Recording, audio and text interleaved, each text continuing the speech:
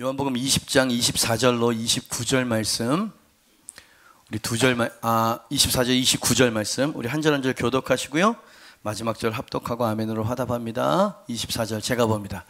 12제자 중에 하나로서 디두모라 불리는 도마는 예수께서 오셨을 때에 함께 있지 아니한지라.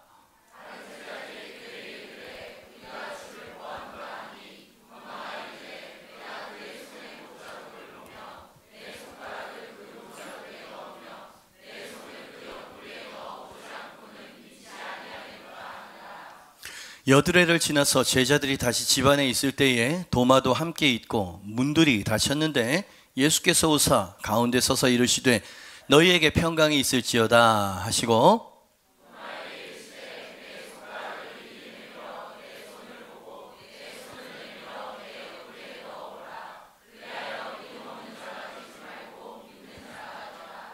도마가 대답하여 이르되 나의 주님이시요 나의 하나님이시니이다. 예수께서 이르시되 너는 나를 본고로 믿느냐? 보지 못하고 믿는 자들은 복되도다 하시니라. 아멘. 제목 한번 읽어볼까요? 시작. 보지 못하고 믿는 자들은 복되도다. 아멘. 부활하신 예수님이 다락방에 숨어있는 제자들에게 찾아오셨다라고 하는 장면이죠. 너무 유명한 말씀입니다. 말씀을 유심히 보셨으면 눈치채셨겠지만 8일 전에도, 여드레 이렇게 말하고 있죠. 8일 전에도 예수님은 그 방에 제자들을 찾아오신 적이 있었습니다. 그때 디두모라고 하는, 도마라고 하는 이 제자는 그 자리에 없었던 거죠. 그 첫 번째 방문 이후에 8일이 지났습니다. 예수님께서는 다시 그 방에 방문을 하셨는데 그땐 도마도 있었던 상황이었다. 도마라고 하는 제자에게 클로즈업을 시키고 있는 것이죠.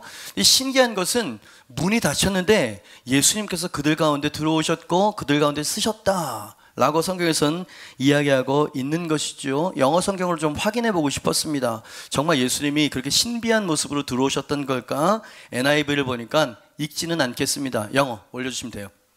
예, 그죠? 문들이 잠겨 있었음에도 불구하고 예수님은 그들 가운데 오셨고 그들 가운데 서셨다 이러죠. 영체로 오신 것입니다. 부활하신 예수님이 신비한 영체를 입고 문이 마치 없는 것처럼 쓱 들어오셨다라고 하는 것이 성경에서 이야기하고 있는 것이죠. 더 흥미로운 건 뭐냐면 그 신비한 영체를 입으신 그 예수님의 손과 발과 옆구리의 상처는 그대로 남아있었다라고 하는 걸 성경에서는 탁 보여주고 있는 게 오늘 설교를 묵상하고 설교문을 쓰게 만든 그 뭐라 그럴까요? 흥미 포인트라고 했을까요? 도대체 그 의미는 무엇이었을까? 이래저래 묵상을 해보게 되었습니다. 그리고 생각해 보는 거예요. 어차피 부활하신 이후에 그런 영체로서 다시 부활하실 거였다면 좀 더 신분에 맞게 영광스럽고 영화로운 모습으로 영체를 얻으면 더 좋지 않았을까? 이런 생각을 한번 해보게 되는 거죠. 일단 백옥 같은 피부였으면 얼마나 더 좋겠습니까? 흠과 티와 온몸에 상처셨잖아요. 창자옥, 채찍자옥, 그 상처들을 말끔히 제거한, 이왕이면 근육질의 그런 형체를 입고 오시면 얼마나 보기 좋았을까? 그죠? 이 닫혀있는 이 문을 문제없이 통과하실 수 있는 영체를 입고 오신 예수님은 굳이 그 손과 발과 옆구리의 상처만큼은 일부러 남겨놓으셨기 때문에 남아있는 거 아니었겠습니까? 패션 오브 더 크라이스트 영화를 보면 마지막 장면에 부활하신 예수님이 싹 올라오는데 손 이 한가운데 구멍이 이따만큼 뚫려있는 게 이제 보이는 거죠. 대단히 성경적입니다. 그죠? 예수님의 상처는 그대로 남아 있었다. 아까 말씀드렸던 것처럼 8일 전에도 예수님이 제자들을 도마 없는 자리에 오셨을 때도요, 예수님은 맨 먼저 평강이 너에게 있을지어다, 먼저 샬롬을 이렇게 축복을 하시죠. 그 다음에 바로 행하셨던 일이 뭐였냐면 이 상처를 보여주시는 일을 하셨던 거예요. 지금 주님께서 이 상처를 통해서 뭘 지금 말씀하시고 싶으시다는 걸 느낄 수 있습니까? 손과 발과 옆구리의 상처로 주님 뭔가를 말씀하시는 거죠. 8일 전의 이야기입니다. 요한복음 20장 19, 20절. 이날 곧 안식 후 첫날 저녁 때에 제자들이 유대인들을 두려워하여 모인 곳에 문들을 닫았더니 예수께서 오사 가운데 서서 이르시되 너에게 평강이 있을지어다, 이 말씀을 하시고 손과 옆구리를 보이시니 제자들이 주를 보고 기뻐했다 그랬습니다. 때로는 이런 언어보다 상징적인 어떠한 무언가가 더 강력한 메시지를 전할 때가 있어요. 그죠? 그것만 보면 의미를 다 알아차릴 수 있는 그죠? 100마리 미사 어구보다 그게 더 강력할 때가 있죠. 그렇습니다. 부활하신 예수님은 손과 옆구리의 상처를 통해서 제자들에게, 특히 첫 번째 자리에 없었던 도마라고 하는 제자에게 뭔가 메시지를 전하고 싶으셨던 겁니다. 상처를 통해서. 궁금한 건 그게 뭐였냐는 거예요. 굳이 부활하신 예수님이 굳이 남기신 그 상처를 통해서 제자들에게, 도마에게, 그리고 오늘날 제자가 된 우리들에게 주님께서는 무슨 메시지를 새기고 싶으셨던 걸까? 상처가 하는 메시지예요. 1번입니다. 같이 한번 읽어볼까요? 시작. 상심한 네 마음을 내가 잘 알고 있어 라고 하는 것을 상처를 통해서 말씀하시고 계시더라, 이 말입니다. 예수님이 돌아가신 후 제자들은 하늘이 무너져 내리는 것 같은 실망과 슬픔과 충격에 빠져버렸습니다. 너무나 믿었거든요. 추후에 의심이 없었어요. 저분은 하나님의 아들이고 인류의 구원자시다. 정말로 확신을 했습니다. 근데 그 예수님이 진짜로 죽으신 거예요. 돌무덤이 봉인된 걸 봤다, 이 말입니다. 모든 소망과 모든 희망이 와르르 무너져 내렸어요. 그들의 마음은 어땠을까요? 제자들의 마음은. 그 제자들 중에 하나였던 엠마오로 가는 그 두 제자가 길 위에서 했었던 말과 행동이 제자들의 상심한 마음을 가장 잘 대변해 주지 않을까 생각을 해봅니다. 누가복음 24장 21절이죠.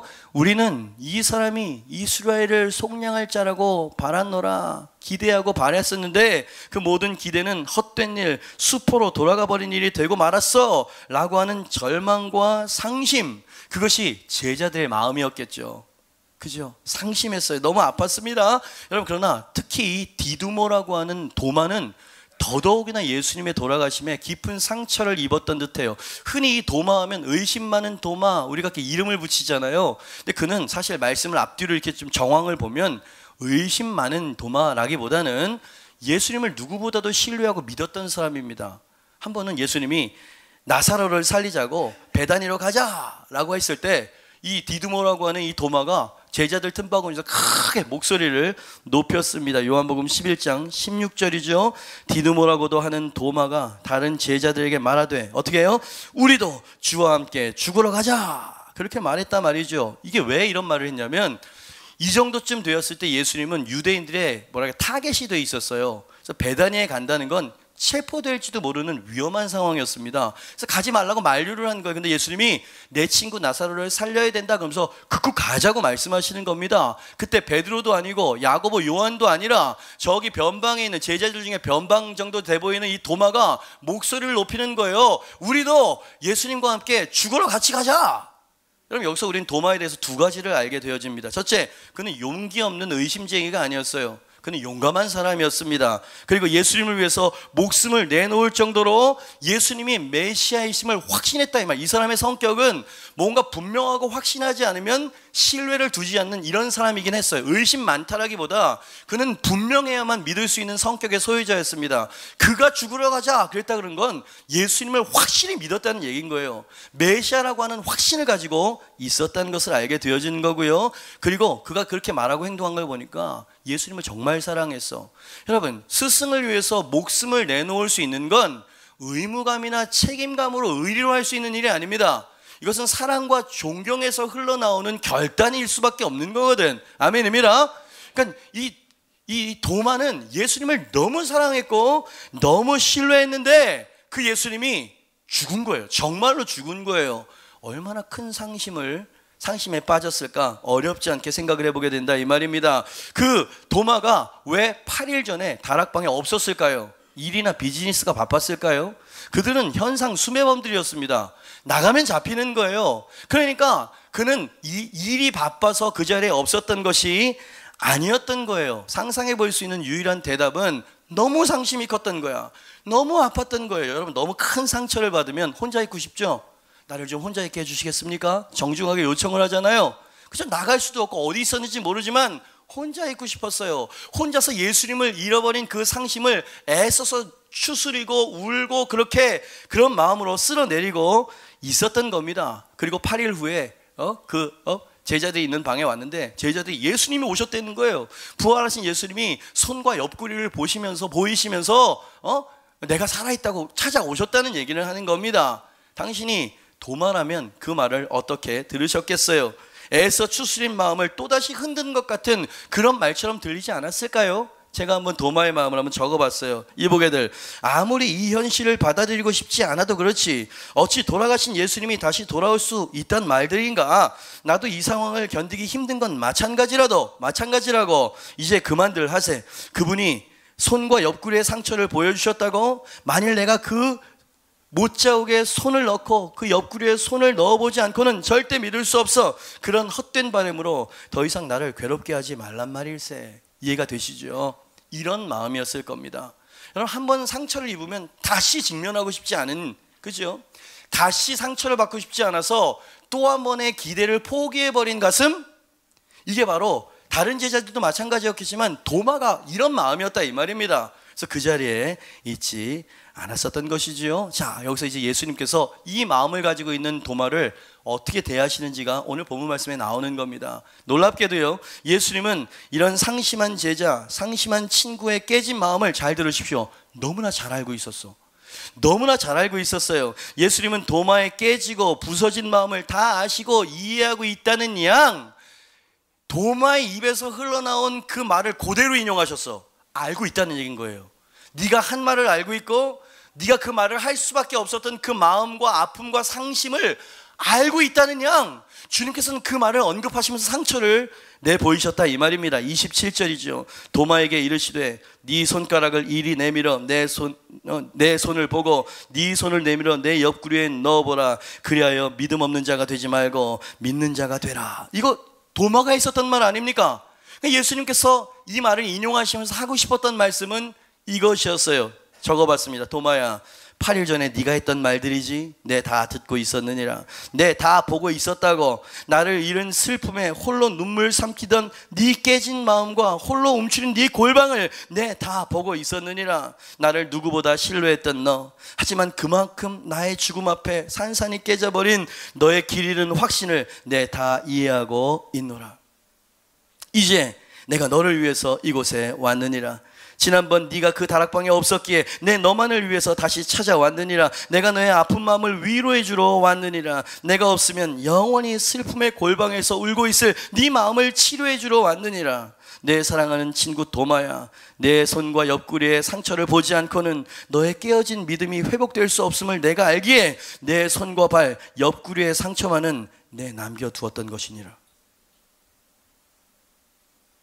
그러니 이제 낙심의 자리에서 일어나거라. 이제 절망과 비탄의 자리에서 일어나 슬픔의 눈물을 닦아야지. 오, 이렇게 깊이 있게 도마를 알고 계셨습니까?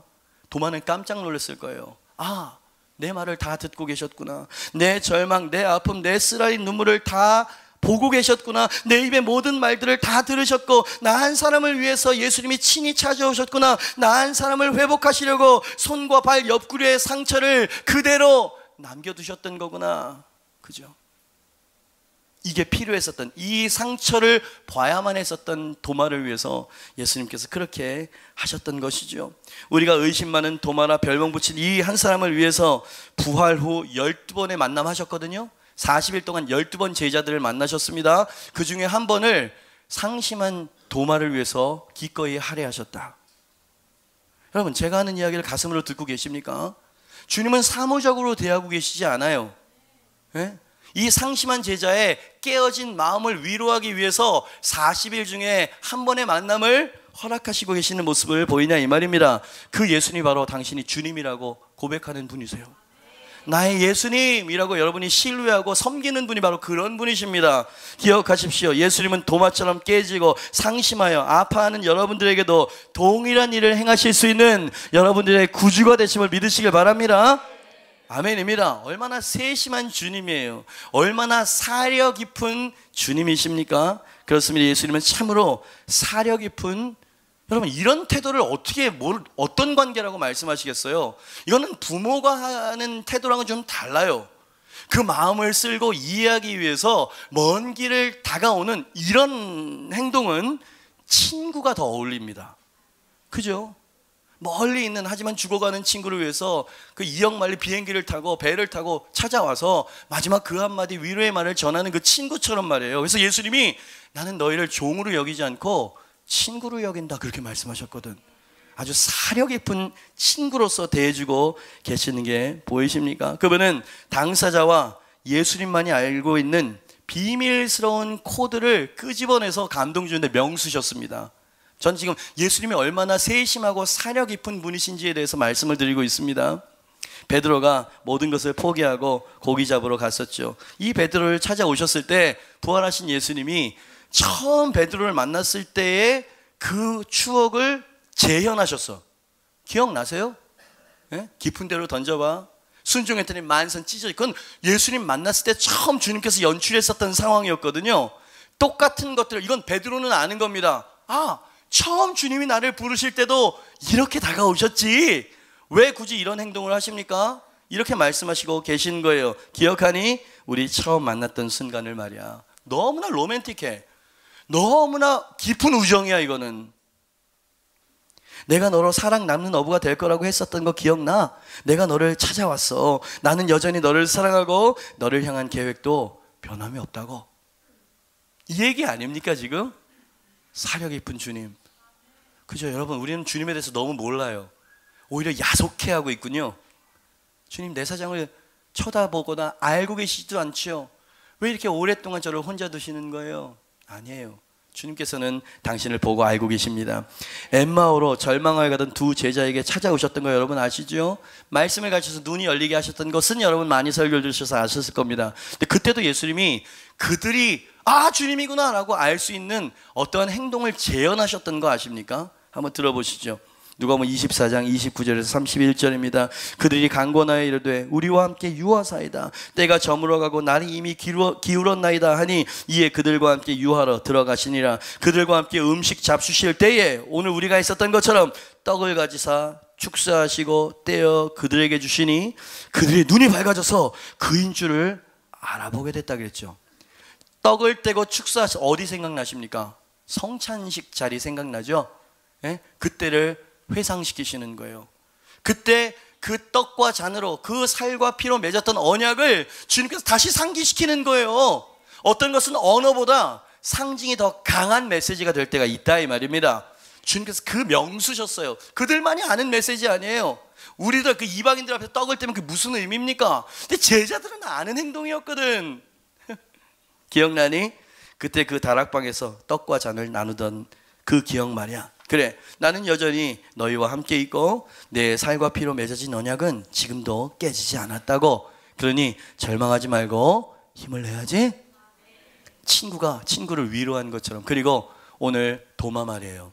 도마에게도 예수님께서는 재현하시고 계시죠. 그 했던 말을 그대로 재현하시면서 주님께서 이해하신다고 말씀하세요.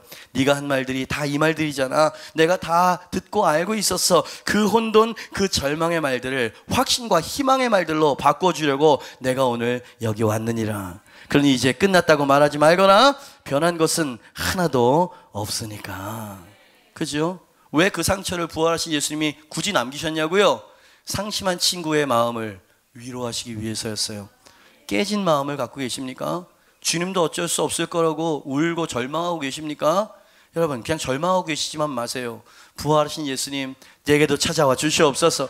내게도 그 손과 발과 옆구리에 그 상처를 통하여서 내가 이해한다, 내가 여기 다가왔다, 변한 것은 없다고 말씀하여 주시옵소서. 이미 말씀하셨어요. 당신이 믿음으로 받는다면 당신 부활하신 주님을 경험하게 될 것입니다.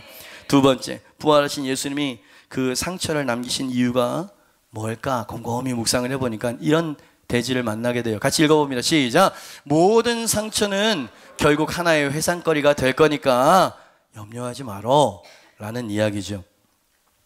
부활하신 예수님은 전혀 새로운 영체를 입으셨지만 손과 발 옆구리의 상처만은 상징적으로 무언가를 드러내시기 위해서 일부러 남기셨다. 그 얘기 지금 하고 있는 거잖아요. 그러면 손과 발과 옆구리의 상처는 뭘 이야기하는 겁니까? 뭘 상징하는 거예요?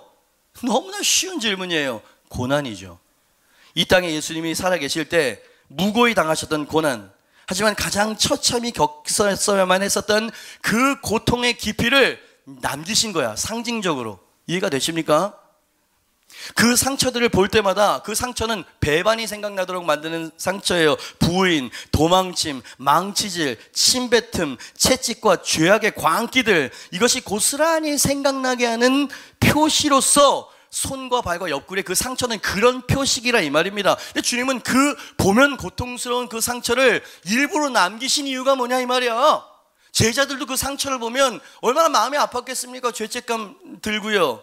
그런데 이 배신자들을 다시 찾아오신 예수님이 그 손과 발의 옆구리에 못자국과 창자국을 볼 때마다 과거가 생각나서 죄책감에 고개를 숙일 수밖에 없는 이 제자들 앞에 부활하신 예수님이 상처와 함께 다가오셨는데 화난 얼굴이야. 그리고 너에게 평강이 있을지어다, 축복하는 메시지를 가지고 오셨다 이 말입니다. 여러분, 그러면 그 상처를 통해서 주님께서 지금 뭘 말씀하시고 싶은 겁니까? 고통을 주려고 하시는 겁니까? 예수님이 하시고자 하는 의도를 한번 적어봤으면 길지만 한번 마음으로 들어보시죠. 내 몸의 상처를 보면 과거 너희의 실수와 잘못과 죄가 생각나 괴로웠었지. 내 손과 발의 못은 로마 군인들이 아니라 너희 죄로 박은 못이었고, 내 옆구리를 찌른 창 또한 너희 허물로 찌른 것이라는 죄책감에 늘 악몽에 시달리면서 살아왔었을 게다. 그러나 십자가는, 잘 들어라, 너희가 아니라 내가 선택한 것이었다. 이 상처는 너희가 낸 게 아니고 내가 자초한 것이었다는 것을 기억해라. 아멘입니다. 그렇다. 나는 너희를 사랑하여 내 생명을 내어주기 위해 이 땅에 왔으며, 조금은 외롭고 고통스럽기는 했지만 그 모든 고난과 상처들은 결국 부활과 함께 하나의 회상거리가 될 것을 알았기에 나는 슬프지만은 않았었느니라. 자, 내 사랑하는 제자들아, 이제 너희는 내 몸의 이 상처를 기억할 때마다 내가 모든 닫혔던 문을 열어놓았고 잃었던 모든 것을 다시 되찾았다는 사실을 상기하거라. 이미지를 바꿔 놓으셨어. 의미를 바꿔 놓으신 거예요. 내 사랑하는 친구들아, 이제 내 몸의 상처를 기억할 때마다 고통의 상징이 아니라 승리의 상징으로 기억하거라. 이제 내 손과 발 옆구리의 상처는 배신의 악몽이 아니라 죽음도 끊어놓을 수 없는 너희와 나 사이의 우정과 사랑으로 승화시킨 의미로 받아들여야만 하느니라. 부활했지만 여전히 내 몸에 일부러 남긴 이 상처들을 볼 때 이제는 십자가의 고통만이 아니라 부활을 먼저 떠올릴 수 있는 상징이 되기를 바란다. 내가 살아났느니라, 내가 부활하였느니라, 내가 승리자로 너희를 영원히 취하기 위해서 너희를 찾아왔느니라. 그러니 기뻐하라, 즐거워하라, 눈물을 닦고 영광의 찬양을 부를지어다. 이제 모든 죽었던 것들이 다시 부활하게 될 것이니 시온의 딸들아 송축할지어다, 찬양할지어다, 부활의 소망을 노래할지어다. 이 얘기 아니에요 지금? 여러분, 추궁하기 위해서 그 상처를 가지고 오신 게 아니었잖아요. 그죠? 의미를 바꾸시기 위해서 그 십자가를 볼 때마다 하염없이 죄송하고 눈물이 흐르지만 그 눈물의 의미를 바꿔 이제 너희도 부활하게 될 것이다. 여전히 주님이 너희를 사랑하고 너희를 사용하실 거라고 하는 사인으로 받아들이거라. 원수막에 사망 권세는 박살이 났고 너희는 언젠가 나와 영광스러운 모습으로 만나게 될 것이다. 그지요? 치유와 함께 소망을 주기 위해 상처를 남기셨다는 이야기죠. 이를 필립 얀시라고 하는 미국의 유명한 베스트셀러 작가가 너무 멋진 표현으로 기록하고 있어서 발제해 봤습니다. 한번 띄워봐 주시죠. 나는 예수의 이 상처에 희망을 둔다. 손과 발과 옆구리 상처 말이에요.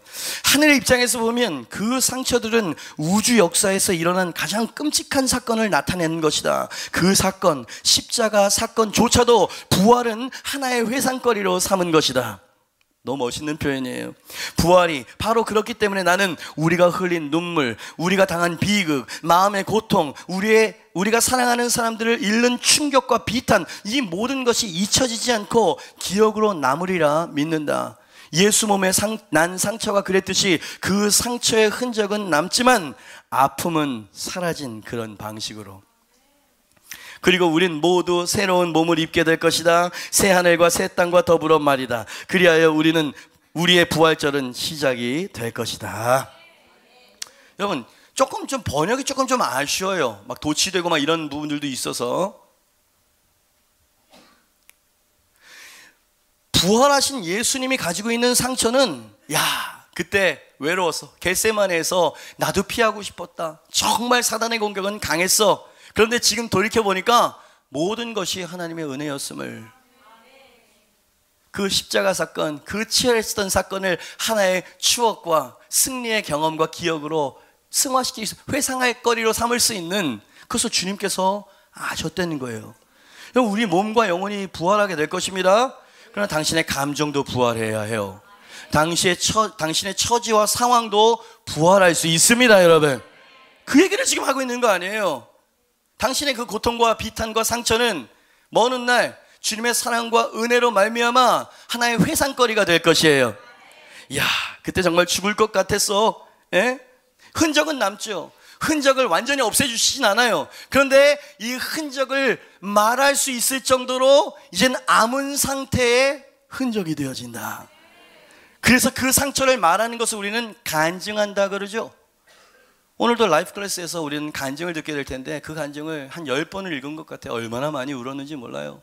도저히 회복될 수 없을 것 같은 그 영혼과 가정에 찾아오셔서 주님께서 어떻게 회복하셨는지 여러분 들으셔야 되는데, 오늘 이 성찬식이나 순서가 많아서 사실 여기서도 그 간증을 좀 들려드리고 싶었는데 말이죠. 여러분, 그런 일들이 일어납니다.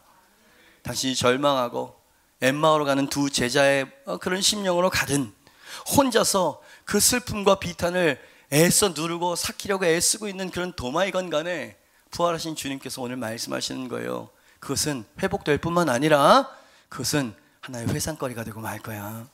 너는 부활하게 될 것이다. 내가 너를 지켜줄 것이라고. 너의 가정은 회복될 거야. 아멘입니다, 여러분. 네 메마른 영혼, 상처 입은 심령도 이제는 찬양으로 바뀌게 될 것이라고. 그러니 여러분, 여러분의 슬픔을 기쁨의 간증으로 바꾸시길 바랍니다. 당신의 눈물은 감사의 찬양이 될 것을 믿음으로 취하시길 바랍니다. 당신의 아직 남은 상처의 흔적은 같은 고통으로 신음하는 또 다른 누군가에게 치유의 간증이 될 것이에요. 그죠? 당신은 그 과거를 회상하면서 하나님의 은혜였다라고 간증하고 이야기할 날이 있을 것입니다, 여러분. 그것이 소망이야. 그것이 우리가 붙잡아야 될 부활의 소망이라 이 말입니다. 당신의 가정을 포기하지 마세요. 당신의 자녀들도 포기하지 마세요. 전 포기하지 않았는데요. 여러분, 의무만 다하는 것이 최선을 다하는 것은 아닙니다. 여러분, 그 가정을 회복하십시오, 여러분. 주님이 하실 수 있습니다. 모든 부서진 것들을 주님께서 다시 바꾸실 수 있으십니다, 여러분. 그리고 언젠가 우리의 호흡이 닿는 날, 우리의 주시오, 우리의 신랑 되시는 예수님을 우린 다시 친히 만나는 날이 있을 거 아니겠습니까? 그때 우리는 그 손의 못자국을 보아 내가 알겠네. 그 손과 옆구리의 상처에 우린 입을 맞추게 될지도 몰라요. 주님 감사합니다. 이 상처로 말미암아 이 험한 세상 제가 믿음 잃지 않고 선한 싸움 잘 싸우다 주님 앞에 왔습니다. 그래서 그 앞에서 우리는 영원한 찬양을 노래할 수 있지 않겠어요?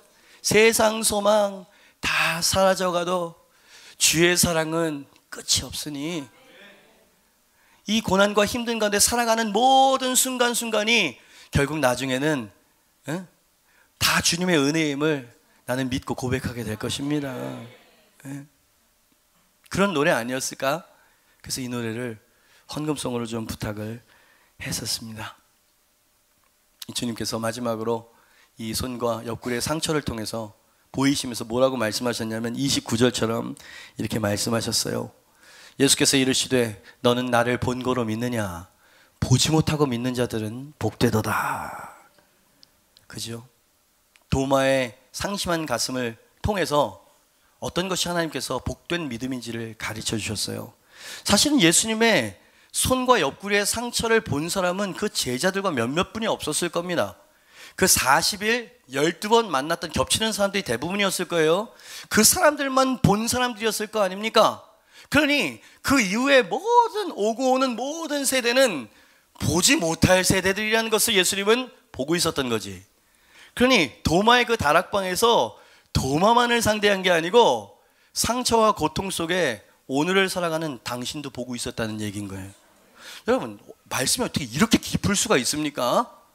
어떻게 주님의 시각이 이렇게 멀리 깊이까지 도달할 수 있냐 이 말이요. 이 주님을 엔카운터 때 만나는 사람들이 진짜 많아요. 이 간증들을 다 간증집을 만들어서 책을 만들어야 되겠어요. 그냥 이렇게 한번 경험하고 이게 지나갈 간증이 아니야. 이거는 일생일대 엔카운터지.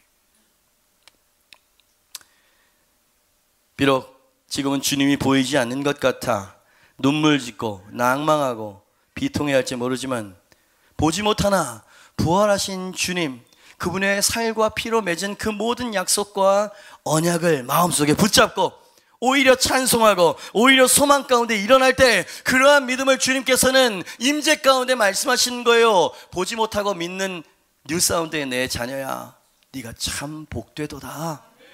그래 당신은 도마보다 더 복받은 사람이 될 수 있습니다. 우리는 도마보다 더 칭찬을 받을 수 있는 반열에 든 사람이라 이 말이지요. 그러니 이 부활전에 여러분의 믿음으로 말미암아 복되도다 축복과 회복을 경험하는 인생이 펼쳐질 수 있기를 주님의 이름으로, 주님의 살과 피의 언약으로 축원드립니다. 모두 자리에서 일어나세요. 우리 이 찬양 한번 마음으로 불러보죠.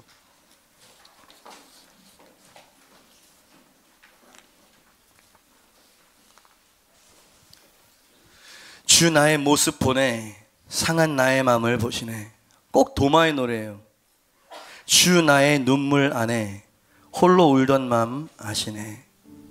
주 사랑 내게 있네, 그 사랑이 날 채우네. 주 은혜 내게 있네, 그 은혜로 날 세우시네. 이 도마 얘기 아니야 이거. 세상 소망 다 사라져가도 부활하신 예수님이 그 상처만은 가지고 돌아오셨던 주의 사랑은 끝이 없으니, 고난과 비탄 속에 살아가는 이 모든 순간이 결국엔 주의 은혜임을 나는 믿네. 여러분, 신앙인들은 강합니다. 돈이 있고 백이 있어서 당당한 게 아니고요, 영원히 변하지 않는 상처 입은 예수님이 임마누엘로 함께 하시기 때문에, 그리고 그분의 약속에 결국이 어떨 것인지 우리는 믿기 때문에 우리는 오늘도 강인하게 일어날 수 있는 것이랍니다. 우리 이 찬양 주님 앞에 마음을 올려드립시다.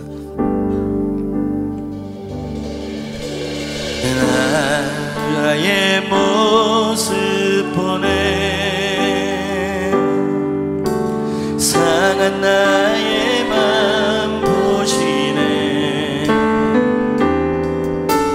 주 나의 눈물 안에 홀로 울던 맘 아시네. 주 나의 모습 보네, 주 나의 모습 보네, 상한 나의 맘 보시네. 아멘. 주 나의 눈물 안에 홀로 울던 맘 아시네. 오, 세상 소망 다 사라져가도 주의 사랑은 끝이 없으니, 살아가는 이 모든 순간이 주 은혜임을 난. 세상 소망 다 사라져가도, 세상 소망 다 사라져가도 주의 사랑은 끝이 없으니, 살아가는 이 모든 순간이 주 은혜임을 나는 믿네. 주 사랑 내게 있네, 주 사랑 내게 있네, 그 사랑이 날 채우네. 아멘, 아멘, 아멘. 은혜 내게 있네, 그대로 날 세우네. 여러분 주님께 고백하세요. 주 사랑 내게 있습니다. 주 사랑 내게 있네, 그 사랑이 날 채우네. 주 은혜 내게 있네, 그대로 날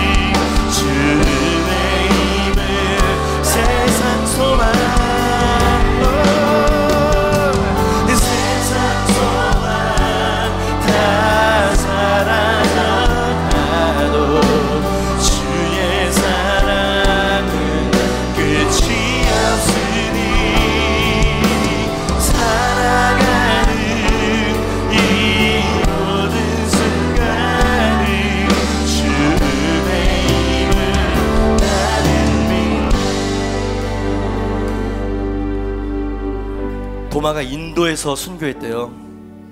인도까지 그 먼 길을 걸어 예수 사랑 예수 복음 전하러 갔다가 거기서 순교의 제물이 되어 주님 앞에 섰답니다. 늘 그 순간을 기억했겠지. 늘 그 다락방에서, 여러분 이 두 번째 다락방에 오신 건 도마를 위해서 오셨던 거예요. 왜? 그 첫 번째 미팅 때도요, 그 상처를 보이시고 평안을 비셨거든요. 왜 다시 오셨을까요? 왜 똑같은 말씀을, 도마가 있었던 말을 그대로 인용하시면서 왜 주님께서 그것을 만져보라고 말씀하셨을까요? 도마를 아셨던 거야. 도마의 상처를 다 보고 있으셨던 거야. 그 상처를 보여주지 않으면 이 상심한 가슴이 회복될 수 없을 것 같으니까, 어떻게 이렇게 우리를 대해 주실 수 있습니까? 그래, 기억하세요. 십자가에 달리신 예수님은 모든 사람들에게 볼 수 있도록 허락이 되었어. 근데 부활하신 예수님을 알현할 수 있는 것은 제자와 예수님을 따르는 친구들만에게 허락되었다는 걸 꼭 기억하세요. 복음을 전하십시다. 보지 못하지만 보는 것처럼 믿음으로 그렇게 살아갑시다. 주님과 주의 약속, 살과 피를 너무 하찮게 여기지 마시고 매 순간순간마다 내 친구, 나의 구주 예수님, 내가 이 소망 붙잡고 다시 일어납니다. 주님 앞에 서는 날 영광스럽게 설 수 있도록, 이 경주를 완주할 수 있도록 도와주세요. 타협했던 거 오늘 좀 내려놓으시고요, 떨궜던 눈물도 오늘 좀 훔치시고요, 이 부활하신 예수님과 함께 여러분의 심령도 부활하시길 바랍니다. 자, 오늘 절망을 여러분의 심령 가운데 쫓아내 버리시길 바랍니다. 두려움과 어둠을 쫓아내시길 바랍니다. 여러분의 심령과 가정은 새롭게 될 것이에요. 주님께서 더 풍성히 얻게 하려 하기 위해서 오셨다고 말씀하셨습니다. 자, 오늘 가지가 줄기에 붙어요. 그래서 메말랐던 가지에 진에게 흐르기 시작할 것입니다. 그 사랑과 생명이 흘러서 당신은 열매 맺게 될 것이고 당신은 부활하게 될 것이에요. 예수님 감사합니다. 주님 찬양을 받아주세요. 두 손을 높이 들고 우리 주여 한번 외치고 믿음의 기도를 올려드립니다. 주여, 예수님 어찌 이렇게 신실하십니까? 예수님 어찌 이렇게 사려 깊으십니까?